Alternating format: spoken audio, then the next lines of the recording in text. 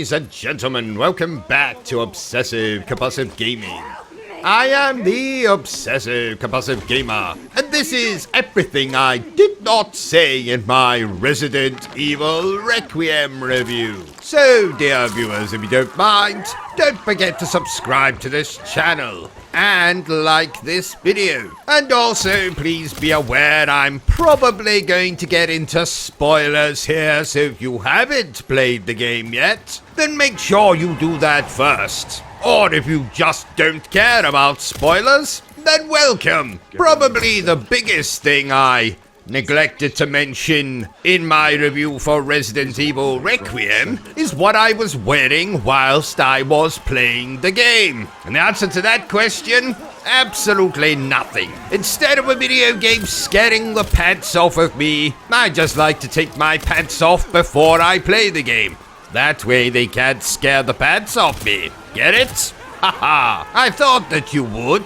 But no, seriously, the most important thing I probably didn't mention in the review is how much I feel that this game, more so than Resident Evil Biohazard and Village, feels like a direct sequel to Resident Evil 6. A game with a slightly polarizing fan base. Some people hate it, some people are very indifferent to it, then you have others like me. People who absolutely adore that game. And in fact, if you don't already know this about me, Resident Evil 6 is actually my favorite Resident Evil game of all time. I probably lost a few of you there, didn't I? Oh well, but no, it's absolutely true. And I was always kind of sort of disappointed that Resident Evil 7 and Resident Evil Village attempted to course correct the series in a way that I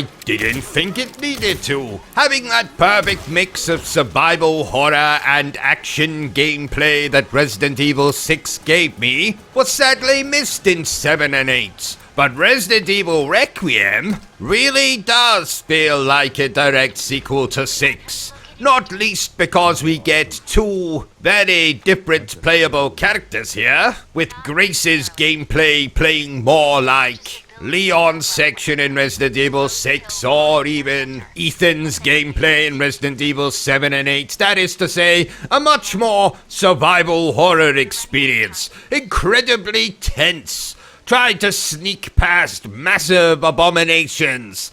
A lack of firepower. No fancy combat moves or finishers. The best that poor little Grace can do is maybe pump a couple of bullets into a zombie and then just shove them very non-aggressively. And in her gameplay, this is where you're going to get most of the fear from Resident Evil Requiem. Most of the jump scares. Most of the stuff that's going to need you to take your underpants to the nearest dry cleaners because you just so happen to have soiled them whilst playing through this game. Whereas Leon's sections play much more like Resident Evil 4 or his own sections in Resident Evil 6, where you're able to perform finisher moves on your enemies should you happen to stun them. You'll be able to pick up weapons that enemies drop, like a chainsaw, which you can actually wield very briefly and swing it around a la Leatherface, cutting your enemies into ribbons. You can also pick up pearls and spears and axes very briefly and throw them at bastard zombies who might be getting in your way. And in fact, you were able to do that as Leon in Resident Evil 6. There's also sections where Leon will have to jump across gaps,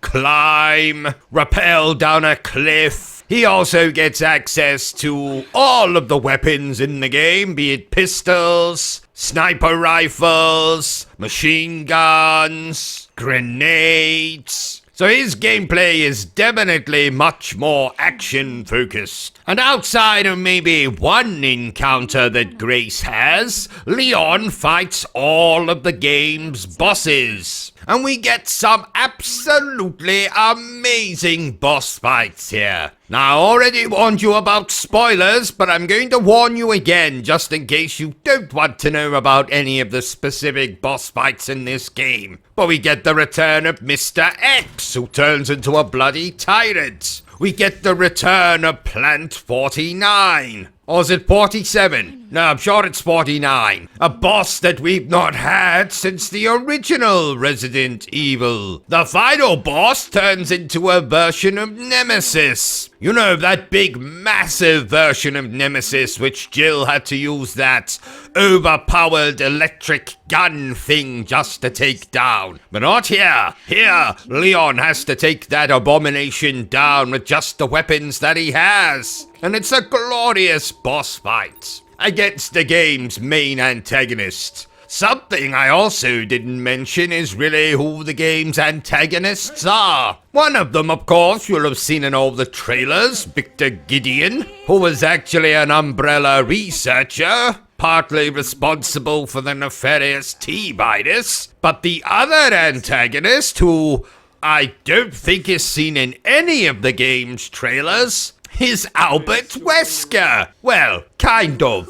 Sort of. You see, Albert Wesker is actually an experiment. Part of the Wesker children, I think they were called. This is something that was brought up in Resident Evil 5. But anyway, the other antagonist in this game, I think he's called Zemo or Zero or whatever. Though the game doesn't explicitly tell us this, he is so obviously one of the Wesker children, wearing the same shades, the same slick back hair, and in fact he has the exact same powers as Albert Wesker. So this was definitely a very nice surprise for me. Speaking of Albert Wesker, this is very much a Resident Evil game that's calling back to the past. We have Raccoon City. We actually get to explore it. During the day, no less. Something I don't think I've ever seen in a Resident Evil, well, game anyway. I know probably in some of the movies we had a daytime Raccoon City, but yes, basically the second half of the game takes place exclusively in that ruins of Raccoon City. And we get given some information here, which I won't spoil that,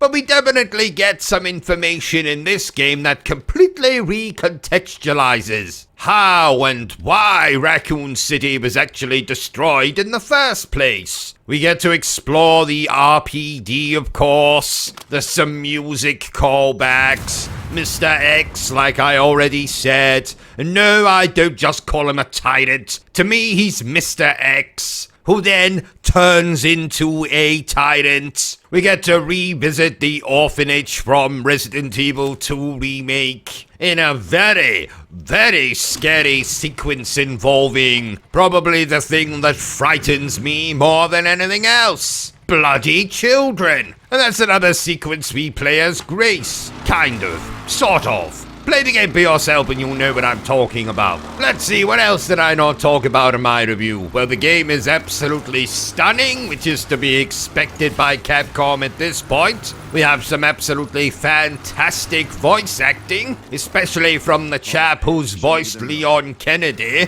in the last few Resident Evil entries. And he does an amazing job of making Leon sound older, more seasoned here. Another thing about Leon in this game is he isn't just in this game to be the action hero. No, he has some very, very good character moments in this game, especially when reminiscing about events from Resident Evil 2 itself, most notably the sequence in Kendo's gun shop. It was very good, very emotional, and I won't say I didn't shed a tear, or two, or three, okay, or five. You get the point. The game also has two endings. I know, a Resident Evil game with multiple endings. Of course, only one of them is actually the correct ending. Basically, you're presented with a choice at the very end of the game, and based on what you pick, will determine what ending you get. But one of said endings, i.e. the bad one, doesn't have a final boss fight. It just kind of ends. And it's very sad and violent. And I'm so glad it's not the real ending for the game. Multiple difficulty options, of course. I myself am on my third playthrough for REQUIEM at the moment. I'm trying to unlock unlimited ammo so I can go into my fourth playthrough, maybe play the hardest difficulty. We'll see about that. Oh, and something I should have mentioned when I was talking about the fact that this game very much feels like a sequel to Resident Evil 6. Don't you worry, they do follow up on the kind of cliffhanger ending from Resident Evil 8. I won't spoil how they do that, but don't you worry. All the shenanigans with the BSAA and all that jazz. And of course with all those callbacks to... pardon me. All those callbacks to earlier games in the franchise, you might be wondering if any other Resident Evil alumni turn up in this game. Well, I will neither confirm nor deny that, dear viewers. All I'll say is, if you think as many characters are going to turn up in this game as in Resident Evil 6, you might be a little bit disappointed there. But like I said, I'm not going to spoil who's in the game, who isn't in the game, who I wanted to be in the game, but didn't turn out to be in the game. Because of course, that would be a massive spoiler, and I think I've spoiled more than enough in this video. I just made this because I wanted to give you some more thoughts on Resident Evil REQUIEM, a game that I've become quite obsessed with. And where will it fall in my ranking of the best Resident Evil games of all time? Well, maybe one day I'll make a little ranking video if enough people ask for it. But Resident Evil REQUIEM is bloody fantastic, so if you've not played it yet, go and do it right bloody now. I hope you enjoyed this video, dear viewers. If you did, don't forget to give me a thumbs up. If you haven't enjoyed it, well then, feel free to give me a thumbs down. But please remember the single most important thing I always tell you, dear viewer, and that is to always stay obsessed with gaming. Are you still here? Oh, you must have really enjoyed this video then. In that case, you had better subscribe to the channel and check out our other content. Otherwise, you're a booby pants, and no one wants to be a booby pants.